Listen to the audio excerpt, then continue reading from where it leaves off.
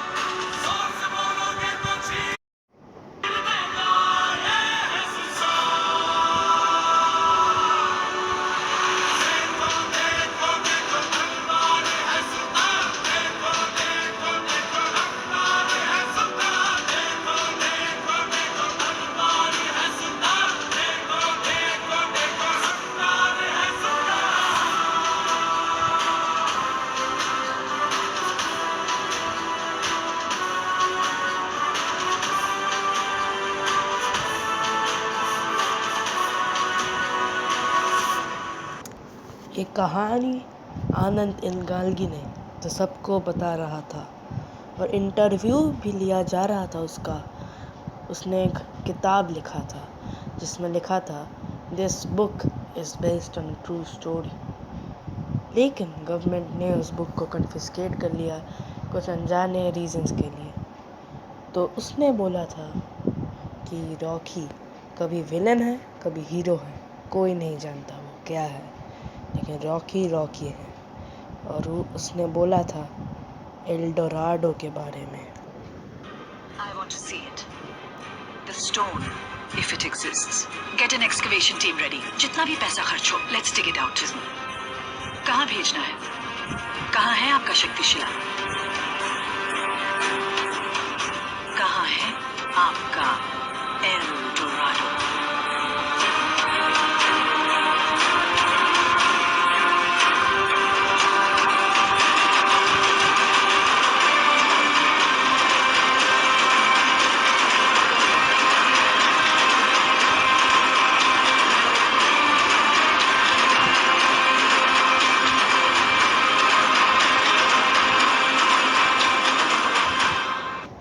I want to see it.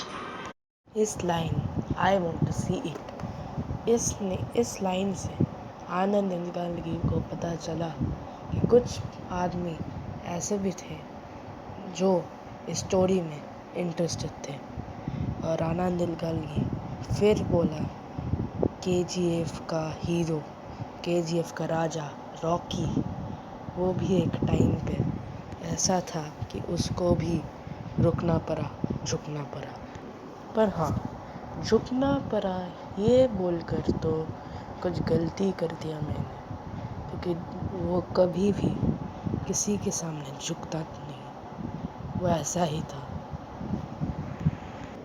उसकी माँ का एक बीमारी हुई थी, क्योंकि उसका माँ बहुत ही कम उम्र में उसको जन्म दिया था, और फिर एक बीमारी हुई जब कि रॉकी बहुत छोटा था, और उस बीमारी टर्मिनेटिंग बीमारी था।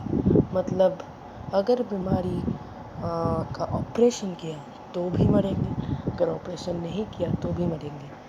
कुछ समय है, ये भी हो सकता था कि ऑपरेशन हो जाए और बचे, टर्मिनेटिंग ना हो और वो बच जाए, लेकिन ऐसा पैसा तो नहीं था उन लोगों के पास जो ऑपरेशन उस दवाई के लिए लगता था। तो उसके माँ का आखिरी वर्ड जो उसने बोला था कि पैसा का बिना कोई भी आदमी चैन से मर नहीं सकते। ये वर्ड जब रॉकी ने सुना तो वो चल पड़े सोने को खोजने के लिए। उसने बहुत ही स्ट्रगल किया एक टाइम। कोख के रथ में मुझे रख कर चलती थी, कितना खुश था मैं माँ।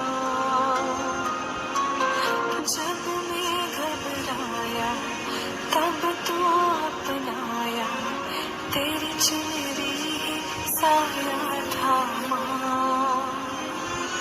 मेरे रग रग में तेरा नाम है माँ, तू ही मेरे दिल की सांस हो माँ।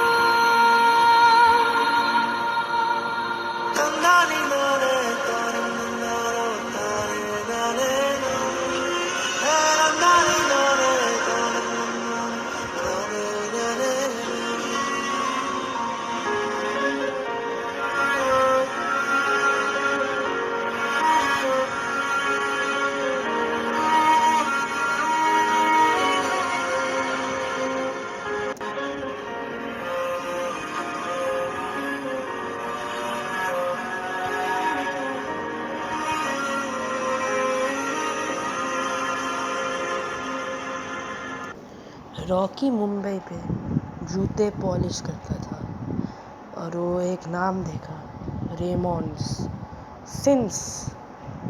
और वो सिंस देखकर, रेमॉन्ड्स जो एक ब्रांड है, उसने पूछा उसके दोस्त से ये सिंस का मतलब क्या है। तो उसका दोस्त बोला कि जब कोई बड़ा ब्रांड हो, उसने बोलता है जब वो गरा हो जिस दिन से, उस दिन को सिंस बोला जाता है और वो ईयर को। तो रॉकी ने ये ठान लिया कि उसका भी नाम होगा रॉकी सिंस 1951। जिधर पे वो जूता पॉलिश करता था उधर पे उस आदमी ने बोला कि कोई पुलिस ऑफिसर पे हाथ उठा सकता है। तो उसने बोला जो कि मैं हाथ उठाऊंगा, और उसने उठाया भी। और वो चाहता था कि उसको लोग जाने, उसका नाम जाने, उसका भी नाम हो रॉकी सिंस 1951। तो उसने पुलिस ऑफिसर को मारा, फिर भागा। और फिर उसका दिमाग में ये आया कि वो पुलिस ऑफिसर को अपना नाम नहीं बताया, रॉकी। तो उसने फिर वापस गया और बोला कि मेरा नाम रॉकी है, और एक बोतल उसके सर पे मारा।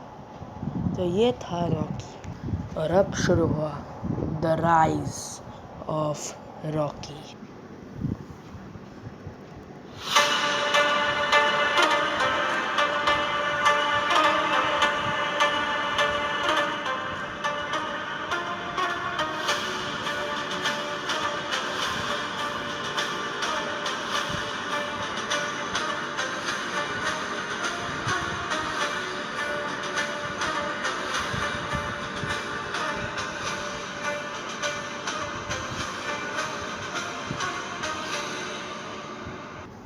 फिर हम इसके बारे में जानते हैं कि रॉकी अब बड़ा हो गया है, वो एक बड़ा डॉन के पास है।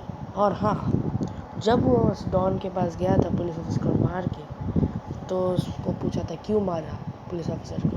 तो बोला अगर कोई भी आदमी को मारा तो पुलिस ढूंढने गए, अगर पुलिस को मारा तो इस जैसे बड़े डॉन ढूंढने गए। और फिर एक बंदा बोला क्या चाहिए रे तेरे को। तो वो बोला दुनिया। एक समुंदर की गहराइयाँ जानने के लिए उसमें एक डूब लगाना पड़ता है, और वही रॉकी ने किया। जब शट्टी के गैंग डेंजर में थे इनायत खलील से, तब उसने दौरा दौरा के पूरा इनायत खलील और जो भी शेट्टी का अपोजिंग एनिमीज थे सबको मार दिया दौरा दौरा के। और एक बंदा को तो मारा हैप्पी बर्थडे टू यू बोल के, क्योंकि उसका जन्मदिन था। और विश करना तो रॉकी भूलते नहीं, लेकिन कैसे विश करेंगे, वो भी ठीक ठाक ही करते थे, लेकिन गिफ्ट तो कुछ और ही होना था। उसको समुंदर के किनारे रस्सी से बांध के पूरा फांसी लटकाने का ये आइडिया था रॉकी का। उसका गिफ्ट, रॉकी का गिफ्ट, बर्थडे गिफ्ट। और इसका अगला नरेशन आपको नेक्स्ट पार्ट में ही मिलेगा। इधर तक रखता हूँ, रॉकी का जर्नी बहुत ही इंटरेस्टिंग है। और ये है रॉकी भाई, रॉकी भाई, नाम याद रखना।